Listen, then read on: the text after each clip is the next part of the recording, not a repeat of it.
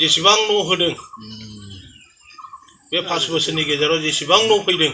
बेबो गासिबो आगोलनि बिपिएफनि समनि माबाखासो 100-200 जोंनो खुसि जायो बियो बहुत सोयो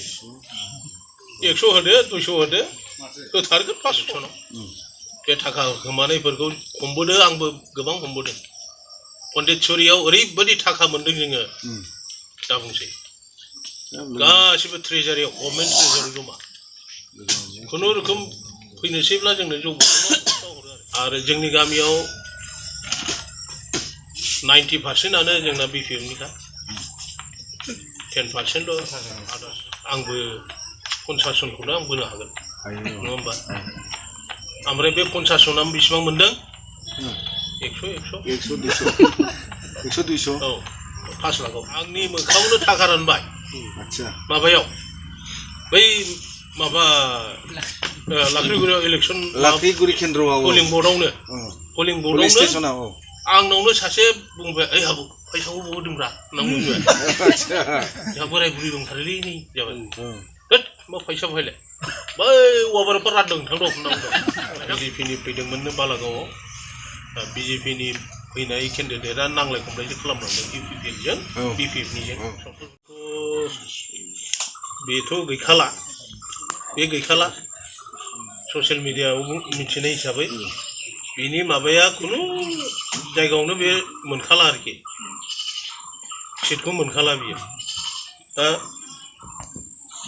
बिजेपिजों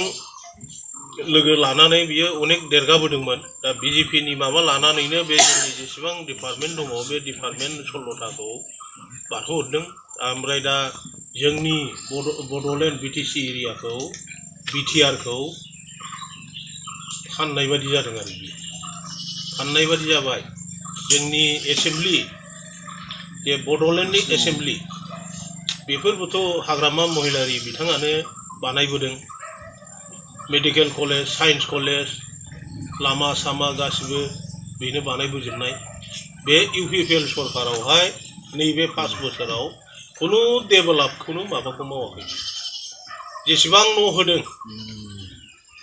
बे 5 बोसोरनि गेजेराव जेसेबां न' फैदों बेबो गासिबो आगोलनि बिपिएफनि समनि माबाखासो एस्टिमेटखासो बेखौसो बिसोरो मावथारनांगौ उफाय गैया दा इउपिपिएल सरकारा जे माबानि प्लान बानायदों बे प्लानखौ फैगौ माबायावबो बिपिएफ सरकार फैयोब्ला बिपिएफ सरकारावबो मावनांगौ जायो माने बे गभर्नमेन्टनिफ्राय फैखानाय बे माबाखौ बे मावाब्ला उफाय गैया माने नेक्स्ट बबे सरकार फैगोन बे सरकारा मावनांगौ जायो दा बे जेसेबां बे बाखि दोनलांदों बेखौ बे बिपिएफ सरकारा मावगोन बिदिनो बे आगोलनि बाखि बिपिएफनि बाखि खामायखौ नैबे 5 बोसोराव बियो माखासे मावलांदों बे न' हरनाय मानाय बेखौनो दा इउपिपिएल बिजेपिना बुंबाय जोंनि इउपिपिएल होनाय प्रमद बर' हरदों नैबे खोथा खिन्थु बे खोथाया नङा बे सिगांनि एलटमेन्ट जाखानाय बेबादि आरो दा जेन'बा गिदिर गिदिर दालां बानायदों गिदिर गिदिर कम्पानिनो होदों धुबुरी टु मानकासार होलायनाय बेफोर दा नैबे हिमन्त बिश्व शर्माया जुदि बिनि सरकार फैयाब्ला नेक्स्टआवबो होमब्ला बै फैगौ सरकारा बेबो मावनांगौ बाध्यता जायो बेबो मावनांगोन आरो बे जोंनि माबा इन्डियान कनस्टिटिउसन माबायाव दंखायो जेसेबां दा मदिया माबा बानायलांदों जेसेबां एस्टिमेट बानायदों जेसेबां एलटमेन्ट खालामदों बेखौ बे गावनि थानाय समावहाय जुदि मावजोबनो हायाब्ला बै फैगौ सरकारा जिखुनु जिखि सरकारा फैया मानो जिखु पार्टिनि मानसिया फैया मानो बे मावलांनांगौ जायो दा बेबादिसो आरोखि बेखौनो बुंसै हाब बेबादि हरदों दा जोंनाव गामियारियावहाय माखासे रोंनाय रोङै बुजियै बेबादि मानसि दङ साननो हायै गावखौनो गाव माने गिदिर गोलाव सानग्रा बेबादि मानसि दङ जेराव लेखा रोङा फरा रोङा बेबादि मानसियाबो राजनितिकनि माबाखौ होसोना थायो 100-200 जोंनो खुसि जायो बियो बहुत सोयो 100 होदो 200 होदो होथारगोन 500 नै बे होनायखौनो माबागोन बे नों फैसा लानाय मानि नोङो फैगौ माबायाव जुदि फैसा लानानै नोङो फैसा लानानै जुदि भट होयोब्ला नोंनोलाय मा जिनिस नोंनो लाखाबाय सिगाङावनो सरकाराव अबेनिफ्राय हरबावनो बे फैसानि माबाया नियमा बेनो जायगा जायगा मेजिस्ट्रेट फाथायहरो बेबादि थाखा होखोमायोना इलेक्सनाव बे थाखा होखोमानायफोरखौ हमबोदों आंबो गोबां हमबोदों पन्डिचेरियाव ओरैबायदि थाखा मोन्दों जोङो दा बुंसै गासिबो ट्रेजारियाव गभर्नमेन्ट ट्रेजारि जमा खुनुरोखोम फैनोसैब्ला जोंनो जौ हरो आरो साबायखर होननानै खिन्थु जों बेफोरखौबो जों लानो हायो मानो लानो हाया जोङो माने जोंनि माबायानो रुलानो बेखौ थोना जुदि सोरबा थाइसे थाखा लादों होनोबा बे सेस साख्रिसिनो नांबावगौसो दा बेबादि अबस्था आरोखि बेखायनो थाखा लानानै जुदि भट होयोब्ला बे भट होनाय मानसिया जेबो मोना खारन होलांखाबाय आं नोंनो होबोखाबाय दालाय अबायथो मोननो बेथ' गावनि थांनाय गावनि सिपिनिफ्राय थांनायखौथ' जमा खालामग्रोजोबगोन ना बुथुमग्रोजोबगोन बे फैजोबनानैसो जेब्ला आग्लायहैयो होमब्लासो बे रानना हरगोन जायनि फलाव नै दा अनेकथा माबाखौ बेबादि खालामगासिनो दङ जोंनि थाखाखौनो जोंनि थाखा मोननांगौखौनो बे थाखाखौ जायगा जायगा होलागासिनो दङ बियो सोरनोबा 10,000 सोरनोबा 20,000 सोरनोबा 15,000 बेबादि खालामो आरोखि दा जेखि जाया नोंथांमोना जे गामियाव हाबफैदों जोबोद गोजोननाय थाबाय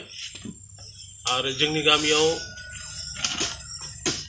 90%आनो जोंना BPMनिखा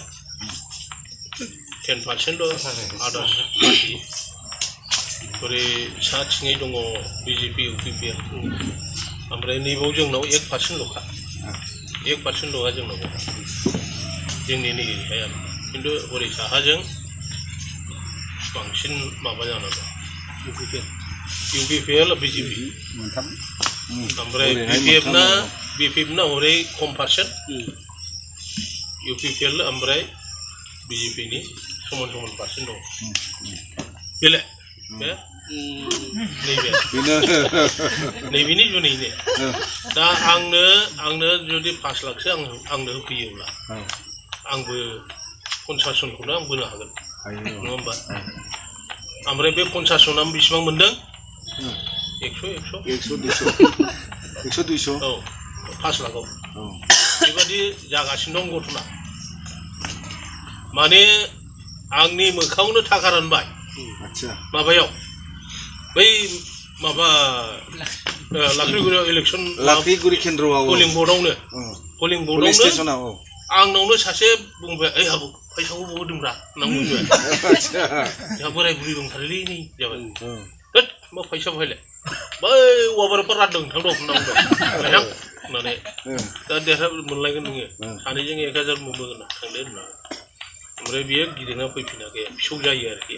जोंनि गामिनिखाय बाव थोनहरबाय आं थां लायथां होननानै खिन्थु होनाया नैबाव होदे होनना बुंदों होदोंना होआखै नोंबो गैथारा बेसारा खामला खाथि खालामनानै जाग्रा मानसि लायथां होनना बुंबाय ओमफ्राय बे समावथ' रेवरेवाबो बेखौबो लोगो मोनखाबाय बबाव जाहोलांनो बबाव माबालांनो गावसोर पाब्लिकखौ लेंहरजोबलायनानै जाहोबाय लोंहोबाय फै आदै फै लाख्रिगुरियावथ' मोजां सिनायजोबो बेखौ होननानै फिथा साहा जालायबाय दाना सोर होनांगौ बेखौ आंसो होनांबाय नैबाव अफिसाव नैबे सारियालाव अफिसाव सामफ्रामबो लोगो हमो एसे बिना लाखिथारसैलां बेदर जानो होननानै जेब्ला सानैजों जिरायना रायलायो ओरैनिफ्राय फैनोसै एसे होलांदोब्रा बेदर जानो होनना बुंसै दाना बेबो रग' एकदम 200 थाखा गोदान होलांसै सोरनोबा 1,000 सोरनोबा माबा 2,000 बेबादि आंहा बेनो सांसां गैया आं बुंहां जाब्लानो ओरैबो फैयो नों बाव थाबाय थाब्ला जालासो जागोन गाखोदो थांदो थां होननानै गैया लास्ट पर्यन्त गैया बेबादि आरोखि खिन्थु लोगोथार नालाय दा बेखायनो बै बारावबो संकस चौधुरी घाटआव बियोथ' गावनि हा जाबाय नालाय बियो जुमदुवार ब्लकनि नालाय जुमदुवार माबानि समस्तिनि दा बे बाहाय फैयो आरोखि बियो लाइफथि गायनो माबा गायनो होननानै बेखौ लेंहरनाय जायो ओमफ्राय बेखौ ओरैनो खेला खेलि बुङो आरोखि देग्लाय गोगोम होलांखा नङाब्ला जारला दङ नोङो होनना बुंदों माने हरै दा होयोना होआ बेखौ मिथिया खिन्थु जोङो जोंनि माबा धोरोमनि नामै होलांनांगौ होननानै आरो बेयावबो बिदि रायलायफुनाय समाव सोरबा आहा बिदा जायो आहा मा फंबाय जायो होनलायनानै फैलायबायलै ज' ज' दाना खुलुमलायफैबाय मालायफैबाय दाना बिसोरनोबो 1000 रानना हरनांबाय दा जोंनो होलांनांगौ फैसा बिसोरनोबो रानना हरनांबाय नैबेबादि जायो आरोखि दा जिखिजाया बियो थाखानि लबावसो बे बारलांखादों ओमफ्राय दा बियो बेयाव फैफिननानै नायफैफिननो हाला बियो दा बेहा जायगाबो गैला ओंखाम खबरसे गैला बिहाबाय दा बे गावनि जायगा गैयैयावनो फैबाय जोङो बयबो रायजो राजाफोरा जोंनि गामिना जेराव जों दंसान्दियाव आरोखि जाहाथे जोंनि रायजो राजाफ्रा जोंनि गामिना माखासे खोथाफोरखौ मानियो लायो जोंनाव लामायाथ' बे लामा दङ बै मोनसे लामा दं ओमफ्राय बै मोनसे बेखौबो सार्भे खालामबाय होनना बुंदोंमोन खिन्थु जायाखै गैया दाबो जोंना PWD आव मावग्राबो दं बेबो फन हरलायथारो नोंसिनाबो नायदोलै लिस्टआव ओंखारबायदां होनना बुंलायो दा बै माबानिफ्राय अनन्तनि थांनाय लामाया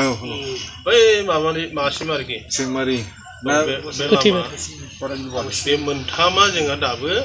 गोदोनानै दं आरोखि बेफोरखौ जेब्ला सरखार फैयो होमब्ला जों नायनायसै नायगोन बेखौ नायनायसै बेखौनो मा बुंबावनो आङो सरखार फैलानो दा पिन पइन्ट नागिरबायनानै हयरान जाखागोन कन्ट्रेक्टरफ्रा माने नै कन्ट्रेक्टरनि खोथा ओंखारनायखाय आरो बाहायबो फैलायबाय आं दा जोंनाव खुनु बर'फ्रा कन्ट्रेक्टर गैया गैला चान्स होआखिसैबा जोंनि बड'लेण्डआव बर'फ्रानो कन्ट्रेक्टर गैया नैबेनिफ्राय लानानै धुबुरीनिफ्राय लानानै दङ गुवाहाटीसिम बेनिफ्राय ओरै बारलांदो नोङो बेंगलाव गैया बेंगलनि गैया बिहारनि इउपिनि दङ कन्ट्रेक्टरा बेनासो फैनानै बाव मावफैबाय नैबेबादि अबस्था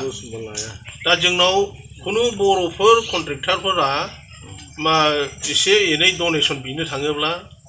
बेसाराफोर माथो खालामनो गावसोर जानो लोंनो गैया खामानिया मोनाखिसै खामानियानो गैया आरो जे दंमोन बिलाबो मोनला आगोलाव मावनाय बिलफ्रा गैयाब्रा जोंना बे गबदामनानो बिलानो गैया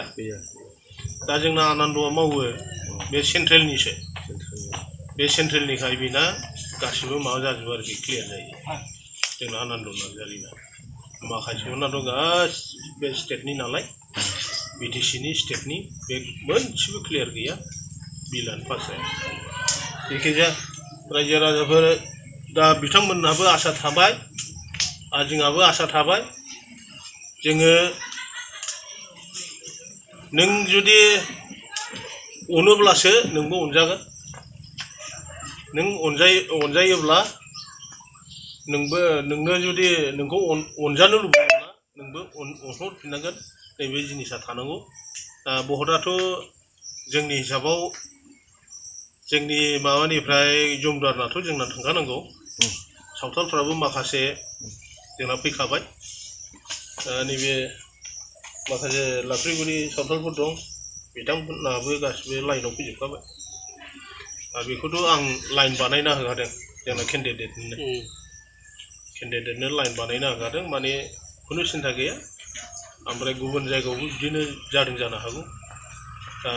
BJPनि फैदोंमोननो बालागावआव BJPनि फैनाय केन्डिडेटआ नांलाय खमलायसो खालामलांदों UPPजों BPFनिजों सावथालफोरखौ माखासे दा आलिनगराव खबर लायाखै आङो माबाफोरखौ मेघालयफोरखौ जइन जानांगौनि लिस्ट होदोंमोन खेबसे बिसोरबो गोदोनिफ्रायनो नागारखाव दङ माने लेखा फरा रोङा आरो बेनो गरा जाना दं जे जायगायाव जोङो